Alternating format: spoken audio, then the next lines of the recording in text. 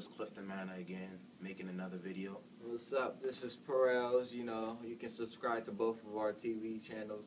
We both have one. I'm a music artist, and he's a talk host, which is the best one that I've heard yet. What I think on poverty is we could really end it, and there's a possibility we could end it. Think about all the games we have: Olympic games, football games, baseball games, basketball games, college games, all these events we have. Think about it. If the government was so smart, right, you could take $2 out of every single ticket that is sold in all those events we have year round, and just put it aside just to end poverty. Think about how much money we'll have within a year, or if you double that or triple that for like the next 4 or 10 years. Think about that. That's money that we could have that could end poverty, that could start to reduce our deficit and bring that down a little bit. Yeah, I kind of agree with you with that one. But yet, I mean, if you think about it, we're going back to our little debt situation with the United States, right? Mm-hmm. And, you know, it's hard to get money now. But this is the thing about, you know, poverty and the people in poverty. I have a question. This is a big little statement in question, you know. Why help someone that can't help themselves? You understand what I mean? Like, you know, just say, you know, we have the community, right? Clean up a good, you know, you could say a block, you know, a block or two that is poorly constructed, you can say.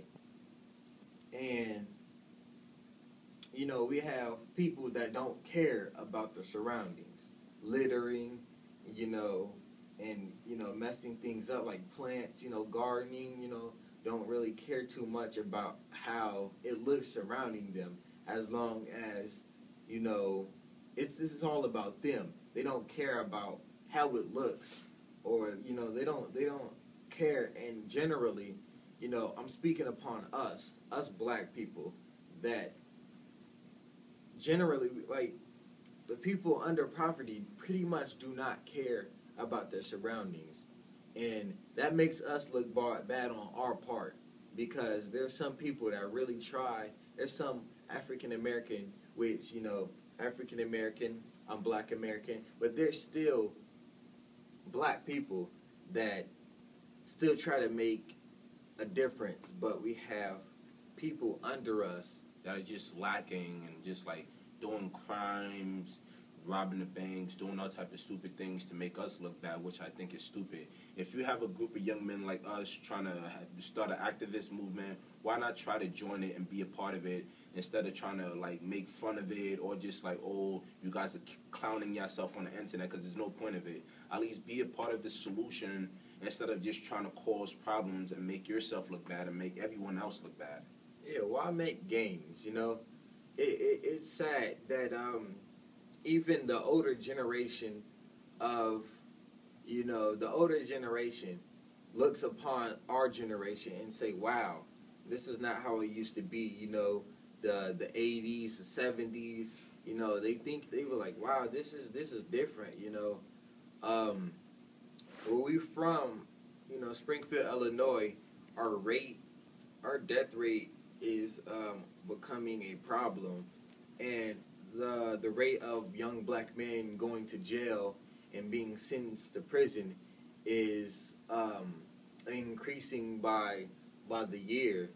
I think that, you know, it doesn't matter on how big of the law enforcement that you have. It all depends on, you know, we gotta talk to these guys, you know.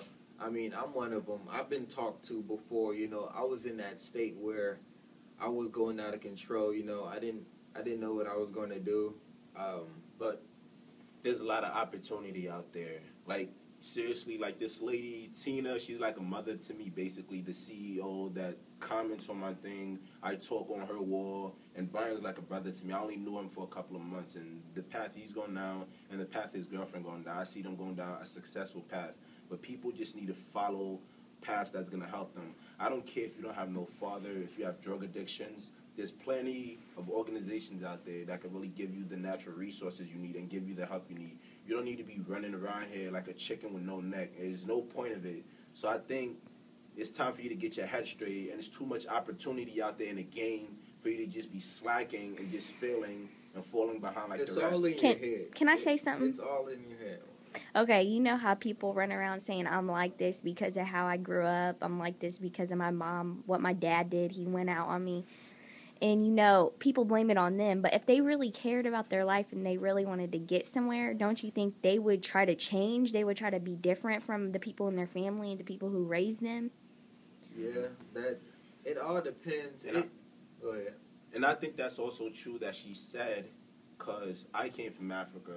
When I was coming, before I even came to this country in 1999, I was age 5, watching people, ladies that's 9 months pregnant, running with their babies from the soldiers trying to kill them, and seeing all these horrible things happen within my eyes. I could have been one of these black kids that was in jail, that was getting committed of 25 years in prison, 50 years in prison. Why I'm not doing that is because guess what? I want to help my people back in my country, in the United States, and everywhere else in this world. I don't care just because what I seen as a little kid. Even though it was bad, I'm trying to change myself to be a better person and help those who need my help. I understand that. My type of background is, well, when I was younger, I wasn't really much of a social person, you can say. I didn't really like to be social, you know. I was that type of guy that liked to stay in the house majority of the time, you know, be by myself. I'm a video guy game, you know. So, video guy, you know, so I'd mess with virtual stuff, you know, like, you know. I just play a lot of video games when I was younger. And I didn't really get to socialize with other people, just the fact that, you know, the place I was in, and, you know, how many strangers and all types of stuff were going on around.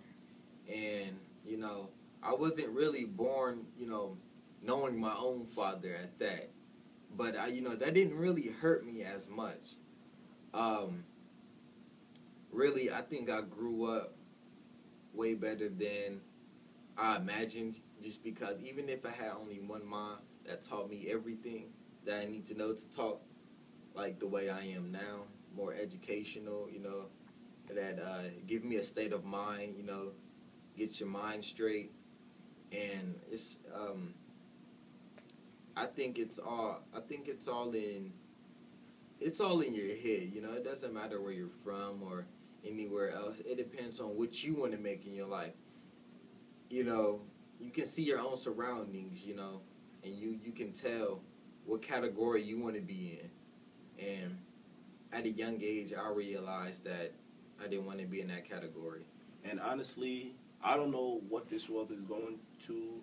Everybody, all of a sudden, when they become famous, they want to tell a story. What the hell is a story? Are we back in a Neolithic times where we're telling myths and stuff about one another? Like, seriously, me and him get rich, and all of a sudden, people want to know our story. What is a story?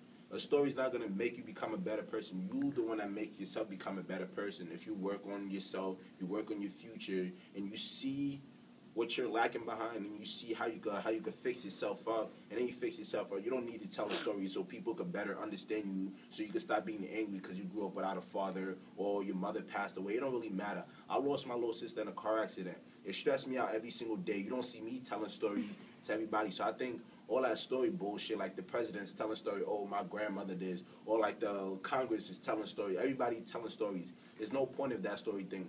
If you want to be somebody, well, what is the point of telling somebody your story? Just work on being a better person. Just work on being a better person and just fix yourself up. And stop that little Neolithic time, that little myths about, oh, my story, my grandmother working at industrial and factories and stuff, because it's all bull crap. And and this is specifically for the black people that are, you know, come on, there's so many ignorant, I'm not going against my own race, but there's so many ignorant blacks that don't understand, that don't open their eyes. And I'm not even speaking upon, you know, going to jail or anything, getting sentenced or anything like that. Okay. Now, there's some blacks that are still upset about slavery, but There's been generations on and on and on. And, you know, I think that suck it up. It's the future. We got new things going on. It's more to it than black and white. You know how many races there is out here? Okay, this is ridiculous. We gotta make ourselves better. We're not making each other look good at all. It's sad. I think we covered mostly what we was going to talk on poverty, race, and stuff. We just mixed the whole category up, though. But I just want to tell you thank you, Brian, for speaking with me and always just being there with me and stuff. I just tell you thank you. And Kaylee, the camera lady, I just tell you thank you also for your opinion on what we was talking about and your kindness for recording us. Thank you, YouTube. Just comment, like, subscribe. Comment to subscribe to his channel. Pirrelz, Kirkham, watch his videos. Watch his music. He's good, man. But have a nice day.